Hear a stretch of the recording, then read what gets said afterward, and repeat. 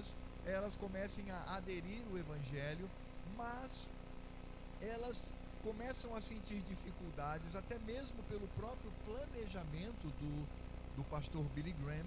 Elas sentem dificuldades em frequentar as igrejas já constituídas, as próprias igrejas batistas, as convenções batistas, as igrejas presbiterianas e outras denominações, porque eles desejavam um evangelho um pouco mais soft, um pouco mais leve, um pouco mais descolado dessa postura mais veemente no que diz respeito à Escritura Sagrada, ao que diz respeito a como você de fato leva a sério a Escritura Sagrada e, sobretudo, os símbolos de fé.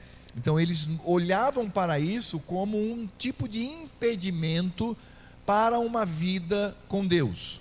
Então esses movimentos, eles começam agora a criar o que a gente chama de igrejas independentes. Então esse fenômeno de igrejas independentes, ainda que possa ter o nome de uma igreja tradicional, uma igreja histórica, mas esses movimentos independentes, essas igrejas evangélicas independentes, elas começam a crescer muito, onde não existe mais vamos dizer, a responsabilidade de uma federação de igrejas. O que significa federação de igrejas?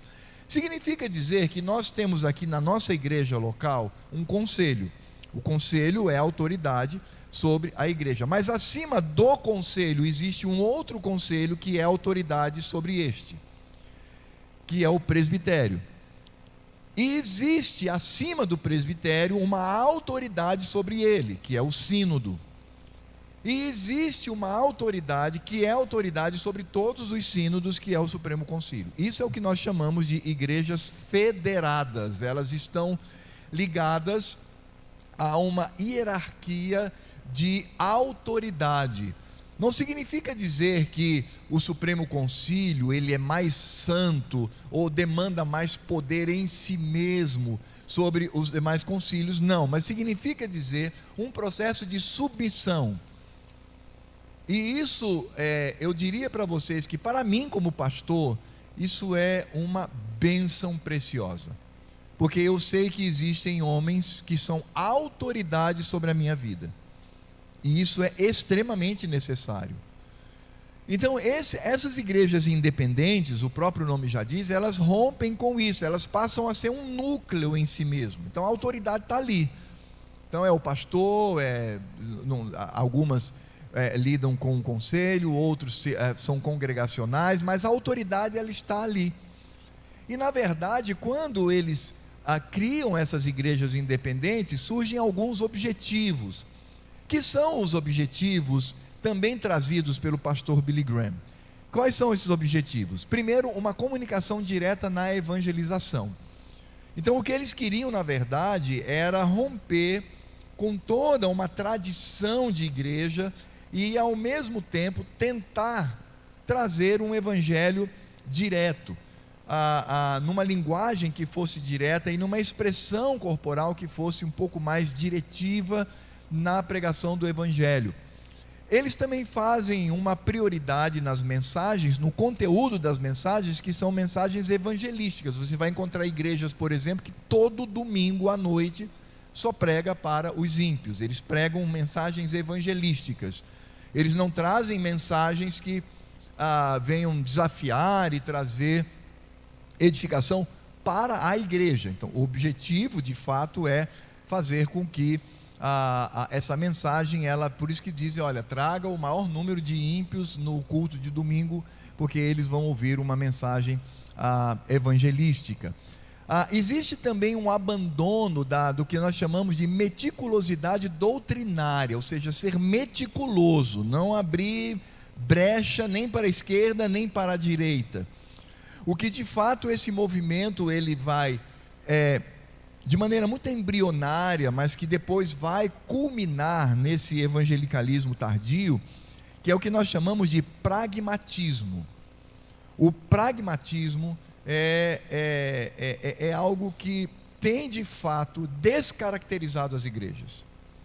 Ou seja, o pragmatismo, ele se importa com o resultado, não importando o meio. Então os fins justificam os meios. Então, se nós queremos que mais e mais pessoas se convertam, não importa o que façamos, o que iremos fazer para alcançar essas pessoas, para que elas se convertam, vamos fazer de tudo. Então, isso é pragmatismo. E isso é, de fato, algo que tem trazido situações difíceis em algumas igrejas hoje evangelicais tardias. Então, esse abandono da meticulosidade doutrinária é algo que, de fato, tem sido crescente dentro desses movimentos. Também o desprezo à confessionalidade reformada. Deixe-me só dizer uma coisa para vocês, para não parecer que estamos aqui em defesa do nosso grupo. Existe um movimento hoje no Brasil, um movimento batista, que está voltando à confessionalidade. Eu tenho conhecimento desse movimento. Existem alguns nomes que são bem conhecidos no Brasil, porque de fato a igreja batista, ela foi confessional, ela tinha a confissão de fé de Londres, porque todas as igrejas eram confessionais. Então, com o evangelicalismo há o abandono disso. Só que muitos líderes hoje no Brasil, percebendo os caminhos e os rumos que muitas dessas igrejas evangelicais tardias tomaram, eles criaram um movimento no Brasil, esses irmãos batistas, para voltar à confessionalidade, ou seja, a se submeter e a subscrever uma confissão de fé. A confissão de fé batista, ou também conhecida como confissão de fé de Londres, ela é uma cópia proposital, isso não é escondido da parte dele. Spurgeon fez isso, ele copiou a nossa confissão de fé de Westminster. Se você colocar uma ao lado da outra, tem exatamente o mesmo texto, com algumas adaptações, como por exemplo a questão da forma de batismo, e o próprio batismo eles fazem uma adaptação. Com relação a casamento e divórcio também eles fazem uma adaptação, mas de resto você tem ali toda a confissão de fé de Westminster, que é a confissão de fé. Diga-se de passagem, é importante que vocês saibam diferenciar isso. Os símbolos de fé de Westminster não são símbolos presbiterianos. Os símbolos de fé de Westminster são os símbolos adotados pela igreja presbiteriana. Entende? Há uma diferença aí. Não foi a igreja presbiteriana que produziu esses símbolos.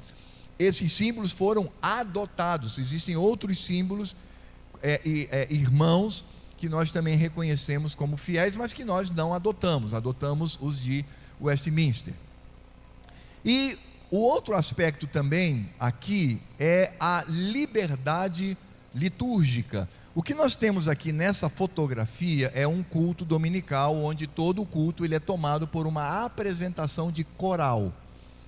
Então não há pregação, há apenas uma palavra pequenininha, mas todo o culto ele é centrado numa manifestação de coral. O que isso significa? Essa liberdade litúrgica, ela não mais se preocupa com os princípios reguladores da Escritura Sagrada no que diz respeito a como cultuar a Deus.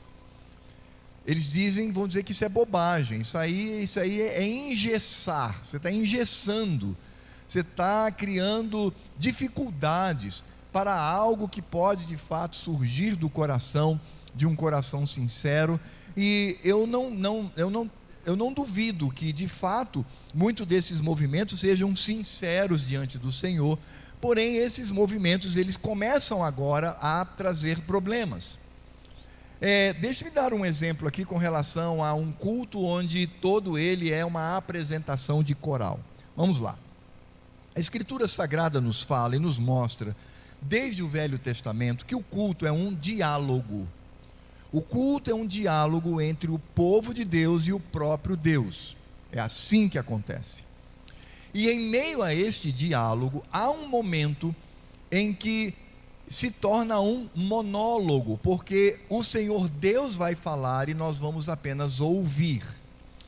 Quando que o culto ele é um diálogo? É quando você tem na liturgia Deus falando pela Escritura Sagrada. Então toda a leitura da Bíblia é Deus falando. Então, por isso que eu sempre digo aqui, carinhosamente, para os irmãos: irmãos, quando um irmão qualquer estiver em oração, orando, não tem problema não, discretamente pode se movimentar, sentar, não tem problema, porque é ele que está falando. Agora, se alguém está lendo a Escritura Sagrada, pare e tenha reverência, porque é a palavra de Deus. Entendem? Essas preocupações demasiadas com relação ao Senhor Deus é que o evangelicalismo despreza. Vai dizer: rapaz, que bobagem, né? O cara está lendo a Bíblia, qual é o problema de eu sair para tomar água, de eu entrar e andar enquanto está sendo lido? Não tem problema nenhum. Então, essas meticulosidades é que de fato são abandonadas. Mas voltando à questão da liturgia e do culto, o que nós temos de fato é esse diálogo quando Deus fala pela leitura da palavra e nós respondemos pela oração e pelo cântico. Quando nós cantamos e quando nós oramos, nós estamos respondendo à palavra do Senhor. Só que há um momento em que a igreja deve se calar e a palavra de Deus deve ecoar e todos devem ouvir. O que vai acontecer, por exemplo, num culto, né? Imagino que isso aqui seja um culto natalino, mas que ocorreu num domingo. O que os irmãos entendem aqui? Quem tem a primazia para falar? É Deus ou a igreja? Aqui. Quem é? Deus ou a igreja? Deus ou a igreja, irmãos? Igreja. É lógico, é óbvio. Eles estão falando, eles estão cantando. Então, quando você dá primazia ao que nós respondemos ao Senhor Deus, em detrimento do que Deus tem a dizer para nós, e quando é que Deus age e fala por meio do monólogo? Numa exposição direta da Escritura Sagrada. Então você expõe a Escritura, Deus fala com o seu povo. Você vai dizer: mas Deus pode falar por meio da música também, porque é a Escritura Sagrada. Não, irmãos, é como eu digo, esses arranjos, né, que nós fazemos, que é o problema. É quando nós tentamos defender o indefensável. Se eu tenho mais música no culto do que palavra pregada, eu estou enfatizando muito mais o que eu tenho a dizer para Deus do que o que Ele tem a dizer para mim. Então esse movimento, na verdade, ele tinha uma preocupação. Inicialmente era uma preocupação muito genuína por pessoas que eram de fato crentes, mas é como eu disse para os irmãos: quando você retira os corrimãos, quando você retira os freios, quando você retira o parapeito, é problema, porque não tem limite, não há nada que diga: olha, o limite é aqui. E a Escritura Sagrada, ela pode ser interpretada de qualquer forma. Qualquer um pode interpretar a Escritura do jeito que ele quiser. É por isso que quando nós olhamos para todas as igrejas confessionais, essas igrejas vão dizer que todo crente, ele tem que ter o livre exame das Escrituras, ele tem que examinar as Escrituras para ver se de fato é correto, mas é proibido, irmãos. Eu sei que tem gente que é muito assim, mimado, muito sensível. Ai, pastor, que palavra. Não, é isso mesmo, é proibido. Todas as igrejas confessionais proíbem a livre interpretação. A interpretação da Escritura Sagrada vem por meio de concílios, vem por meio de homens, de oração, homens. Se vocês olharem, por exemplo, para a história da maneira como os nossos símbolos de fé foram compostos, ali foi por meio de muito jejum e oração. Aqueles irmãos jejuaram diante do Senhor, colocaram a cara no pó e no chão, pedindo para que Deus tivesse misericórdia. Não eram burocratas da teologia, eram homens de Deus, homens compromissados com a Escritura Sagrada. Agora, quando você rompe com isso, né, você rompe com essa confessionalidade e você cria uma liberdade, aí acabou. Aí, sei lá, eu quero passar um desenho animado bíblico durante o culto no lugar da pregação. Nós vamos fazer agora um culto dominical para as crianças. Quem vai pregar é o Tonho. Quem é Tonho? É um fantoche. Percebem? As intenções são boas, mas o resultado é desastroso. É por isso que ao olharmos para esse movimento, nós vamos perceber que esse movimento, ele sempre avança nesse processo. E aí nós temos uma radicalização do movimento. Então é o que nós chamamos de evangelicalismo tardio. O que nós estamos vendo aqui é um balé litúrgico num culto de domingo. Então pode, ué. Bota um monte de gente aí com roupas esvoaçantes, pulando, feito gazelas, né, e tal. E é culto. É para adorar ao Senhor. Isso é uma aberração, porque quando nós olhamos para os elementos de culto, nós vamos perceber que esses elementos de culto estão muito bem claros na Escritura Sagrada.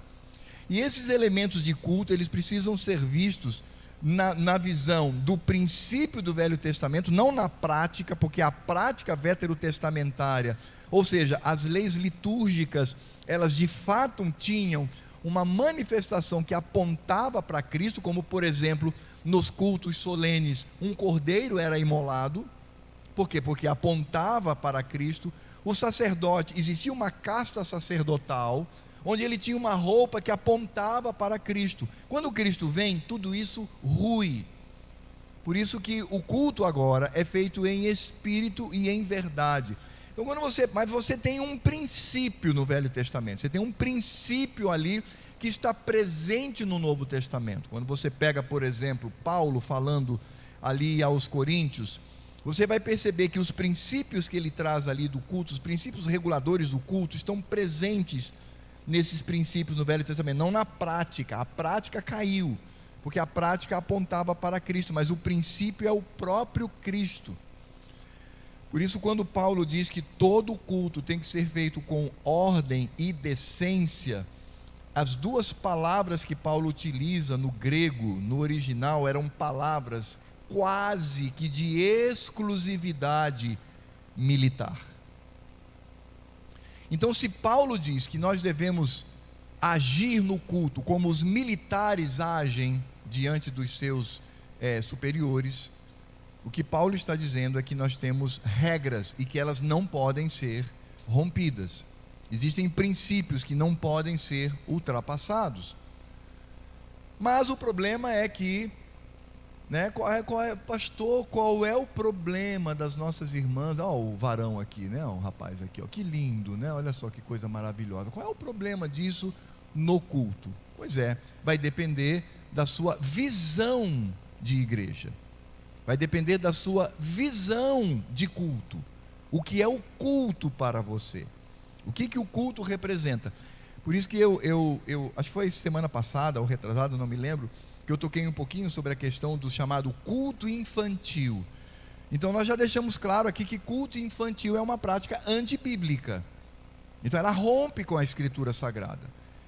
Agora, então por que existem pessoas que aderem ao culto infantil? Bem, são várias vertentes aí, não é? Uma delas é que os pais não têm domínio mais sobre os filhos. Então não domina mais o filho domina o pai. Então, eu quero que tenha aí um setor da igreja que cuide do meu filho para que eu possa participar do culto com mais tranquilidade. Mas a outra ideia também é a ideia didática. Não, nós temos que fazer com que os nossos filhos, eles entendam. Então o pastor pregando, ele não vai entender. E é aí que está o problema, porque quando eu olho para o culto e eu coloco nele uma natureza que não lhe faz parte, esse é o problema. Essa é a questão.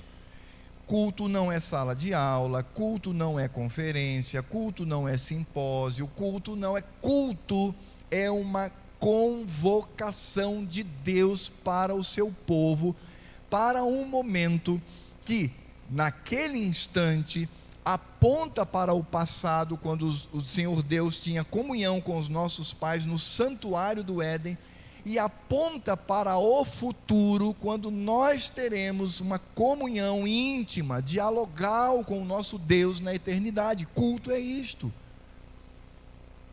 Então, por isso Deus, lá no Velho Testamento, quando Ele convocava o seu povo para um culto solene, veja que é o princípio que está aí, Ele dizia: eu quero que esteja no culto os idosos, os bem velhinhos, os adultos, as crianças, os bebês que mamam, o noivo lá saia da sua recâmara e venha, porque é uma convocação minha. Eu quero todo mundo, é a família toda na minha presença. É um momento único, é um momento extremamente especial, porque foi Deus que convocou, e Deus não convoca somente os adultos, Deus convoca a família. Percebam que a nossa visão com relação ao que é um culto, e isso não significa dizer que eu vou transformar o culto num ambiente cheio de situações que venham retirar a simplicidade do que nós estamos fazendo. Como eu sempre tenho dito, irmãos ao redor do mundo que se reúnem debaixo de árvores, dentro de cavernas, nas casas, nas ruas, nas planícies, nas matas, eles prestam um culto tão solene quanto nós prestamos aqui nesse lugar. O que torna o culto um culto, me permitam a expressão, não é essa disposição de móveis, não é esse prédio, não é esse auditório, não é termos uma construção que nós chamamos de igreja, não é nada disso. Aqui pode ruir e nós podemos nos reunir a céu aberto, podemos nos reunir dentro de uma caverna, podemos reunir em qualquer outro lugar.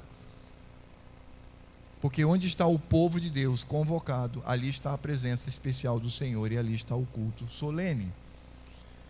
Então, de fato, o que nós vamos encontrar é uma radicalização deste movimento.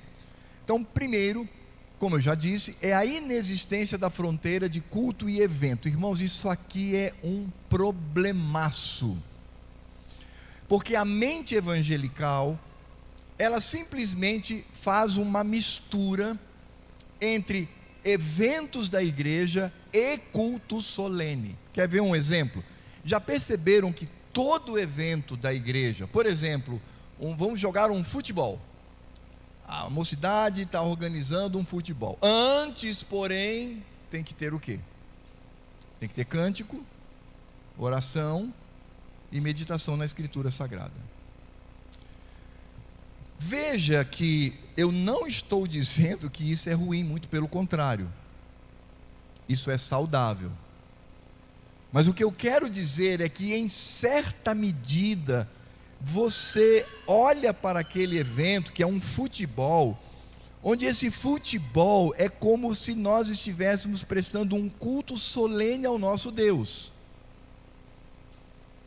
Então, por vezes, essa necessidade de termos sempre cânticos, meditação, a leitura da palavra, em tudo que nós fazemos, vejam, isso não é errado, pelo contrário, isso é muito bom. O problema é quando eu faço isso naquele sentimento de que é obrigatório fazermos isso em tudo que nós realizamos para Deus.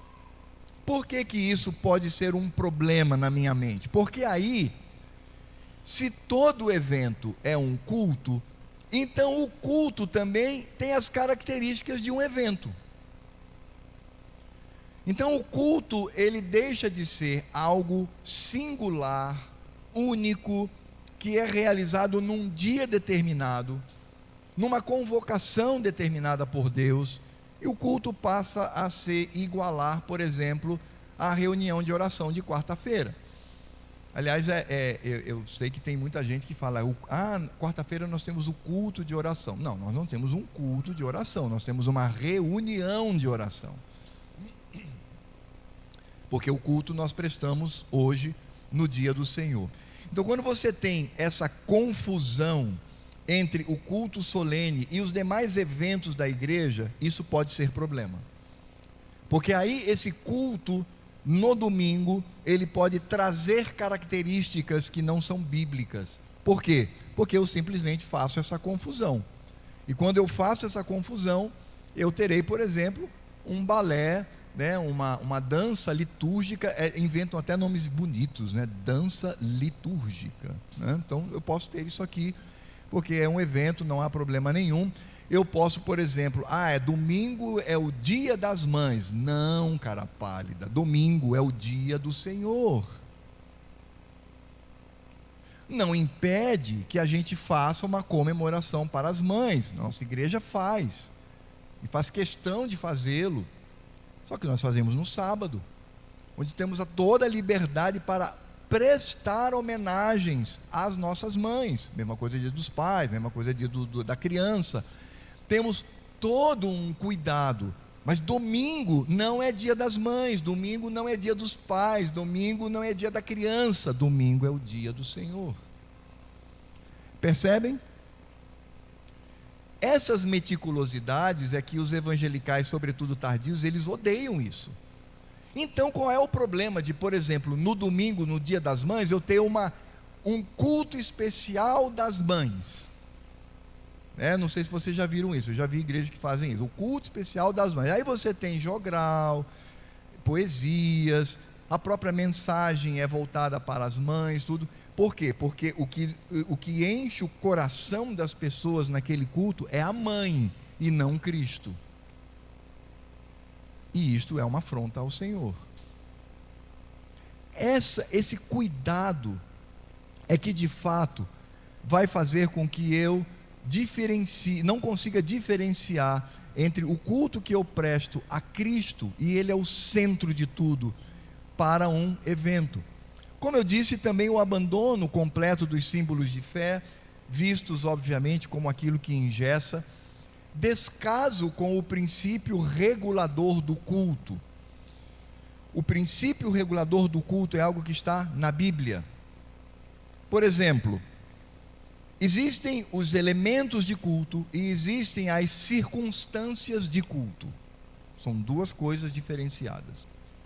O que é elemento de culto? Então vamos lá: oração, leitura da Escritura Sagrada, cânticos, exposição fiel da Escritura, ministração dos sacramentos, batismo e ceia, e em casos especiais, jejuns ou ação de graças. Então nós podemos prestar um culto em ação de graças ao Senhor no culto solene, ou nós podemos convocar a igreja para um jejum em algo específico no que diz respeito ao culto solene. Pronto. O que passar disso não é mais elemento de culto. Qualquer coisa que o irmão aí pensar para além do que eu coloquei aqui, não é mais elemento de culto. Agora, existem as circunstâncias de culto. O que é circunstância de culto? É esse microfone aqui que eu estou falando, é esse móvel aí no meio, que é um púlpito, são os instrumentos musicais, são essas poltronas, esse prédio, a disposição que ele tem. Isso são circunstâncias, porque, como eu disse, a nossa circunstância de culto está aqui neste mobiliário, mas nós poderíamos estar debaixo de uma árvore, e o pastor talvez não pudesse ter um púlpito, mas tivesse que segurar com a mão a Bíblia. Mas ali é culto solene, tão solene quanto aqui, porque o que torna solene um culto não são as suas circunstâncias. O que torna um culto solene é o fato de que nós adoramos ao Senhor em espírito e em verdade. Essa convicção, essa rigidez doutrinária é que de fato passou a ser abandonado. Sobretudo, nós estamos falando agora do evangelicalismo tardio, desses movimentos que temos hoje. Eles de fato criam um descaso, e aí é que você tem aquelas práticas no culto que não são elementos de culto, mas que de fato estão presentes. Eu dei o exemplo no Dia das Crianças de um fantoche pregar. Há igrejas que no Dia da Criança, no domingo, é o culto para eles. Quem prega é um palhaço. Você nunca ouviu isso? O cara vai lá vestido de palhaço, nariz de palhaço, pintura, a careca, porque é para criança. Então, se é para criança, então, entendem? Então, hoje, aquilo que nós olhamos como aberração, mas esses movimentos vêm como tranquilidade. Por que temos que engessar? Por que temos que impedir, embotar, criar dificuldades, quando na verdade o Senhor Deus, Ele determinou na sua palavra o modo e a maneira como Ele quer ser adorado. ênfase na música em detrimento da pregação. Aliás, o próprio termo liturgia foi substituído pela expressão louvor. Já viram isso? Como é que é o culto? O culto nós temos um momento de louvor, depois nós temos a pregação. Por que se deu ênfase a essa questão de chamar a liturgia de louvor? Porque a música, ela ganhou um protagonismo muito significativo nesses movimentos. Então você vai, por exemplo, para um culto de um evangelical tardio, aí você vê lá 1 hora de louvor e 10 minutos de pregação, porque ninguém aguenta, né, muita pregação. Passou de 10 minutos já começa a dar comichão, né? Onde você vê, por exemplo, pessoas que estão ali tocando as suas guitarras, a bateria, etc. Aí acabou o momento de louvor, vai lá para fora, vai tomar um banho, banho não, mas vai beber uma aguinha, vai bater um papinho, né, vai conversar, por quê? Não, agora é pregação, o pastor está falando. Irmãos, isso é realidade. Ou eu estou falando uma coisa aqui que não existe? E isso é grave. Esses movimentos, eles inclusive espiritualizam isto e dizem assim: não, o louvor é o momento de arrebatamento da igreja. Não, meu irmão, louvor é quando você solenemente, respeitosamente, com amor, você responde a Deus, você fala ao Senhor Deus. E tem mais, no culto nós não cantamos apenas louvores, porque se você canta assim: se sofrimentos te causei, ó Deus, você está louvando? Não, meu filho, você não está louvando, você está confessando o seu pecado diante dele. Quando você diz assim: é tempo, o mestre está chamando já a marchar, isso é louvor? Não, meu filho, isso é uma exortação à igreja, você está falando à igreja. E está errado? Não, é uma exortação para a igreja. Então não é só louvor. Só que quando você utiliza a expressão louvor, parece uma palavra mágica, né? Que é aquele momento. Eu gosto tanto da igreja porque assim, o momento de louvor é uma bênção. E a pregação? Também.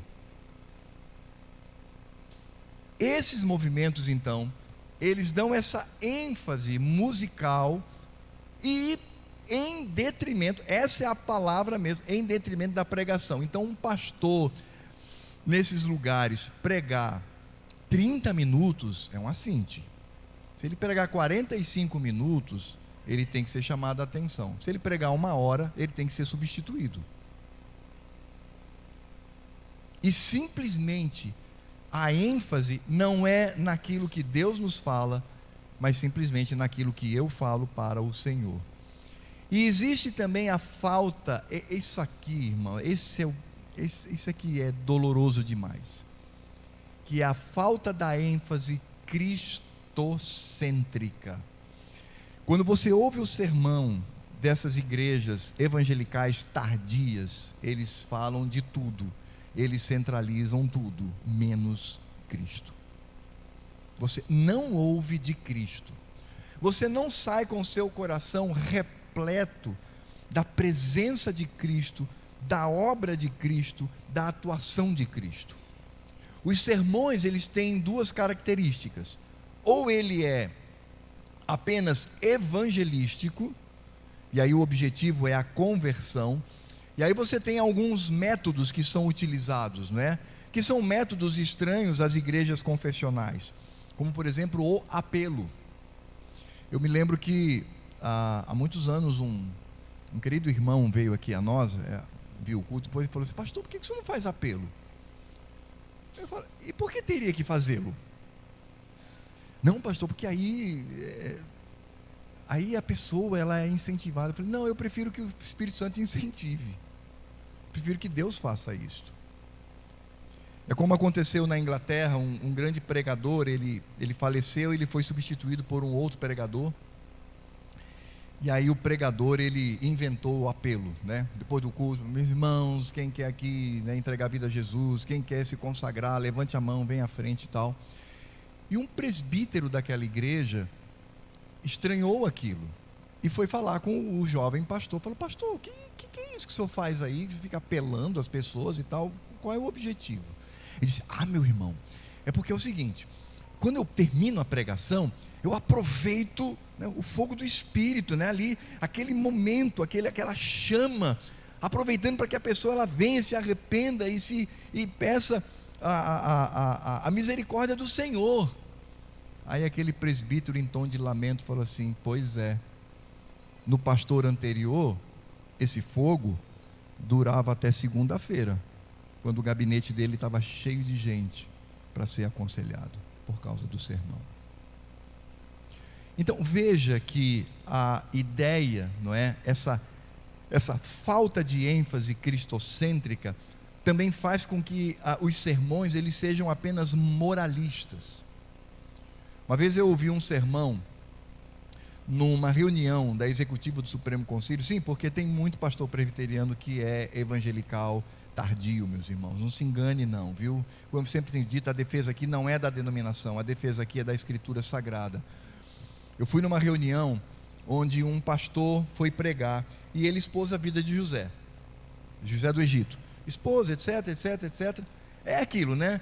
Só que chega uma altura do sermão que você já começa a ficar incomodado, porque é só José, era um jovem, um adolescente, uma bênção, etc, etc. E terminou dizendo que José era uma bênção, não sei o quê, não sei o quê, não sei o quê. E aí eu fiquei com o meu coração assim: Senhor, não é possível isso. Porque eu sei que não é José era pecador como eu e qualquer um outro, era Cristo. Cadê Cristo nisso? E aí convidaram um outro pastor para orar. Aí foi assim, foi nítido, porque esse pastor ele começou a oração dizendo o seguinte: Senhor, nós te louvamos não pela vida de José, porque era pecador como nós e foi alcançado pela tua graça. Nós te louvamos por Cristo, a quem José apontou, este sim. E aí aquela oração que vai aliviando, depois você vê que está flutuando, né? Porque agora Cristo de fato foi glorificado. O problema é que quando você vai a esses movimentos, o sermão ele é meramente moralista. Então, se eu prego na vida de Paulo, eu fico só em Paulo e imite a ele. Se eu prego em Moisés, eu fico em Moisés e fico somente nele. Se é José do Egito, que é uma biografia relativamente fácil para mostrar as virtudes, fico nele. Daniel, Sadraque, Mesaque e Abednego, eu permaneço nele. E não aponta, não mostra que não são essas pessoas, mas é Cristo.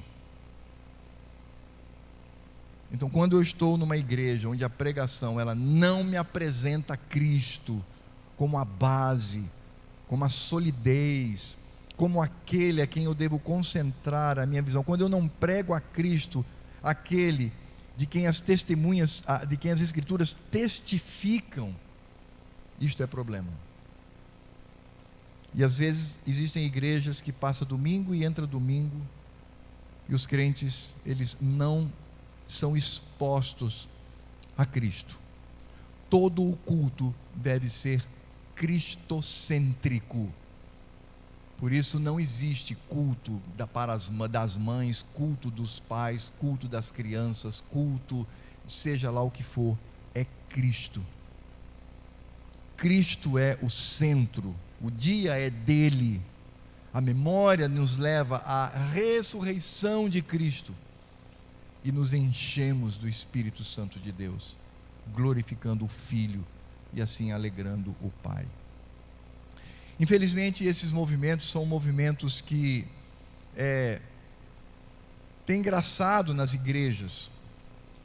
Eu posso afirmar para os irmãos que até mesmo denominações que são firmes, como denominações batistas, presbiterianas, e tantas outras, muitas delas, isoladamente, têm cedido a essas práticas.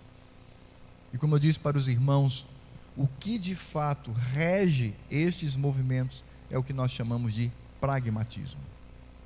Então, é por isso que nós vamos encontrar, concluindo a nossa aula de hoje, nós vamos encontrar muitos movimentos de várias denominações, batista, assembleianas, anglicanas, tantos movimentos que estão correndo a passos largos para a confessionalidade. Porque eles disseram, chegou um ponto que não tem freio, de fato não tem. Tem a Escritura Sagrada, mas do jeito que você interpreta, nós precisamos de corrimãos, nós precisamos de limites. Então é por isso que existem igrejas hoje que são consideradas evangelicais, mas que são igrejas sérias, são igrejas crentes, igrejas que têm compromisso com o Senhor. Mas infelizmente nós temos este movimento que nós chamamos de evangelicalismo tardio. Esse evangelicalismo tardio é que tem sido o problema dentro das igrejas do Senhor. Vamos ter uma palavra de oração. E aí hoje, olha só, eu deixei 6 minutos para perguntas, né? Eu acho que hoje, porque hoje vai surgir pergunta, não é possível, né? Vamos lá, vamos orar primeiro. Senhor Deus e Pai, muito obrigado pela Tua palavra, pelo discernimento que nós temos, ó Deus, pela simplicidade que deve existir no culto. Quanto mais simples, mais limpo, mais transparente é o culto, mais Cristo brilha. Por isso, ó Senhor, ajuda-nos como igreja a prestarmos culto a Ti em espírito e em verdade, tornando, ó Deus, esse momento o mais simples e previsível possível, para que Cristo seja engrandecido. Ó Deus, ajuda-nos, ó Pai, e faz com que estejamos sempre contra o erro, porque de fato a Tua igreja tem enfrentado tantos ataques, meu Senhor, e nós pedimos por misericórdia. Nós Te louvamos por igrejas evangelicais que são fiéis, são firmes, são sérias, são nossos queridos irmãos. Fortalece-os também, ó Deus, para que permaneçam firmes no propósito de terem Cristo como centro e a Escritura Sagrada, de maneira correta, ó Deus, interpretada, seja de fato todo o limite de sua atuação. E nós oramos por nós mesmos, meu Senhor.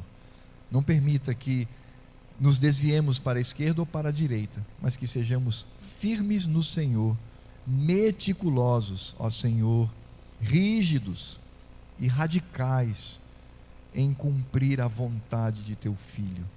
Esse é o nosso desejo, meu Senhor. Essa é a nossa radicalidade. A nossa radicalidade, ela não é teórica, ela não é estrutural, ela não é de uma hierarquia entre homens, mas apenas para obedecer a Cristo e nele nos deleitarmos. É o que nós Te pedimos em nome de Jesus. Amém.